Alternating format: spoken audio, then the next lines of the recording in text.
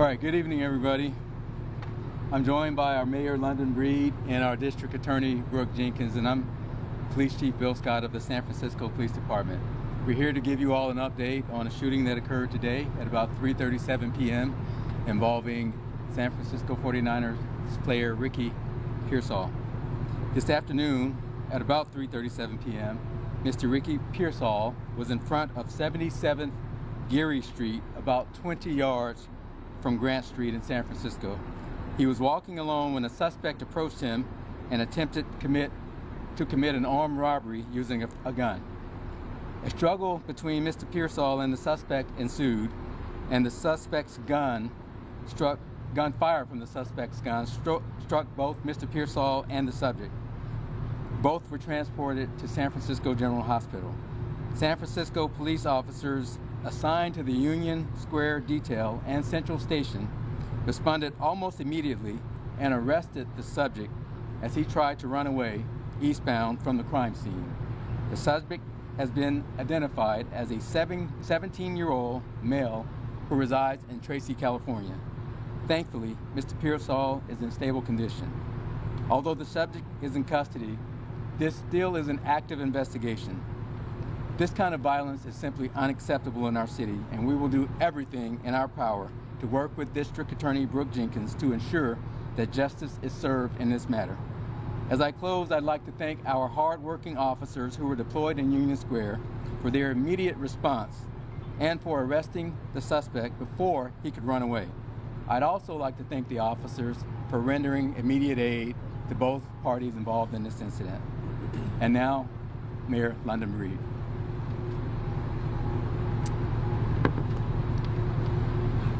This was a terrible and rare incident in Union Square, and our thoughts are with Ricky Pearsall and his family. He has a bright future, and I look forward to seeing him recover and get back on the field. We are grateful to our staff here at San Francisco General, our first responders, including the San Francisco Fire Department, as well as our police officers who were out on Union Square, who rendered aid right away. Right now, he is in stable condition. I'm also grateful for the quick action of our police officers who immediately, within a minute, responded to the situation, apprehended the suspect. Their work ensures that people know that if they come to San Francisco to commit crimes, they will be arrested. I'm confident that our District Attorney, Brooke Jenkins, will take the necessary action to prosecute this case.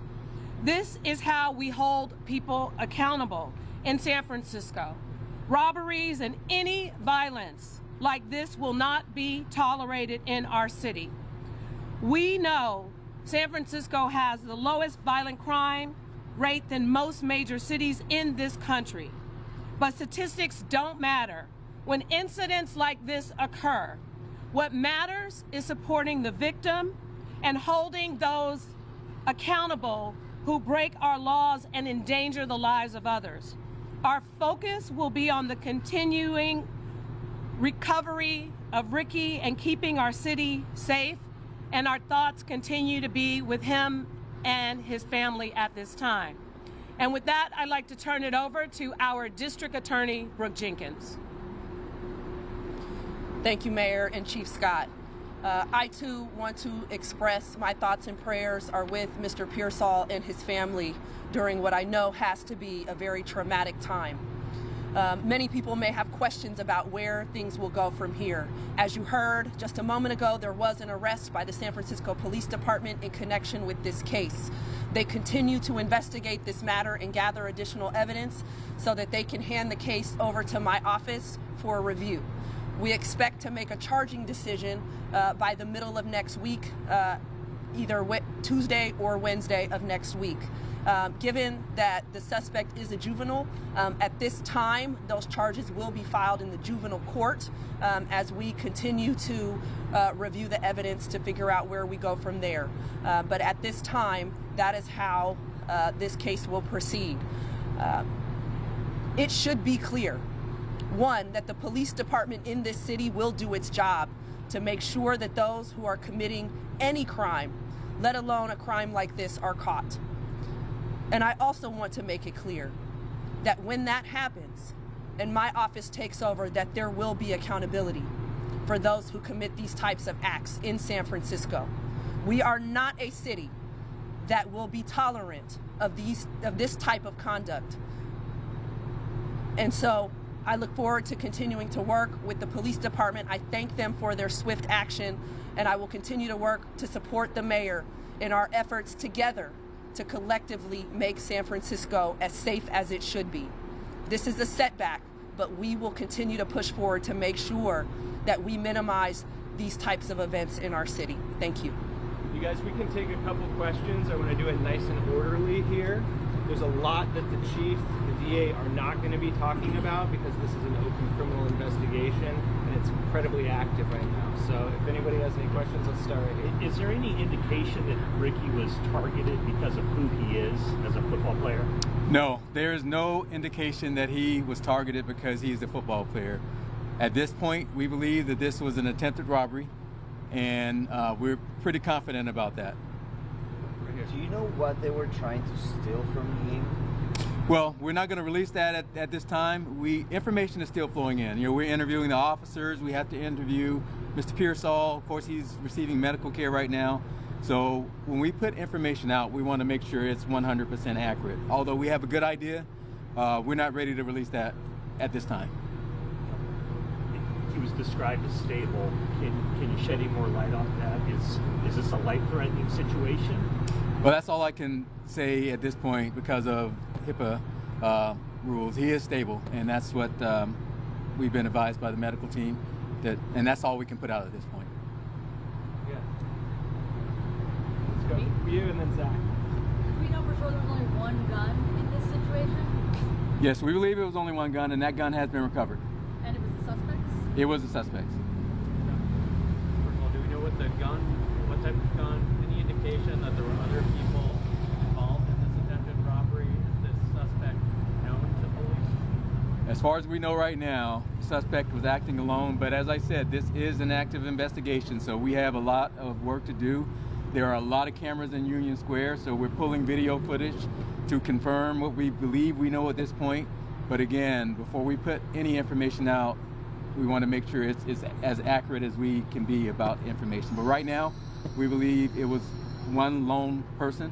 That may change as we get video evidence. And a known criminal, specifically? Well, he's a juvenile. He's a juvenile, so that's about as much as I can disclose at this point. Can you tell us the condition of the suspect, and also how was he shot? Was it during the battle with the football player? He is stable as well, and it was during the struggle. And that's about as much as I can say right now. Again, you know, we do have additional details, but we are not ready to put them out at this time. We still have some investigation to do, and we need to confirm some things. Can you confirm how many times he was shot? Not at this time. Were they both struck by the same bullet, or were multiple shots fired? More than one shot was fired, but again, we need to confirm exactly how, and there's a lot of evidence that we have collected, and there will probably be additional evidence. So we will, as information is available, when the district attorney, because once she gets this case, we want to make sure we protect the information so her prosecution can be, we can hold people accountable. So we're going to work with the district attorney in terms of what information can be released. Was Ricky able to provide a statement at the interview? Well, I can say this, he was talking, and that's a good thing. Again, he's stable, but we still need to go back and confirm some things. So there's more to do on that case. Where was he shot? Can't disclose that at this point. I know there's been a surge in police in that area. Was this for the holidays, or is this part of that surge of police for the Union Square area that you had? We have had extra officers in Union Square for quite some time, and we will continue to do that. As a matter of fact, usually when things like this happen, people get anxiety, and we want to make sure that the public knows that we're there for them. So we will increase that deployment, and we were going to do that during the holiday season anyway, but we're going to move that up to make sure that we don't have a repeat of this type of thing. I mean, we can't have a cop at every inch of every corner in the city, but we're going to do our best to cover that area like we have been covering. And the key is not only was our Union Square detail, we also had other officers patrolling the area, so that is why that response was so quick. You guys, one more question? Do you have extra officers here at the hospital overseeing Ricky? We have officers here right now. It's an active investigation, and we want to make sure he has what he needs. But there are other officers here because there are other incidents that have happened where officers are investigating other cases. But we are here to support him as well as our other victims that are here. So you see quite a few officers here, but you know, we are here for everybody. All right, last one. Mayor, the DA mentioned that this is a setback. Can you comment just on the idea about San Francisco and crime, the doom loop narrative, et cetera, and how this plays into that? Yeah, I would just say that it is very rare for something like this to happen in Union Square. And also, as what was mentioned earlier, we have had an increase in officer deployment specifically covering the Union Square area for the past couple of years. And so, unfortunately, this incident, we are glad that the victim will be okay.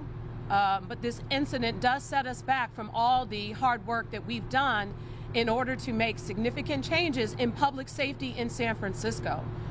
We still have the lowest violent crime rate of any major city. We are on track to have record low numbers of gun violence in particular in this city.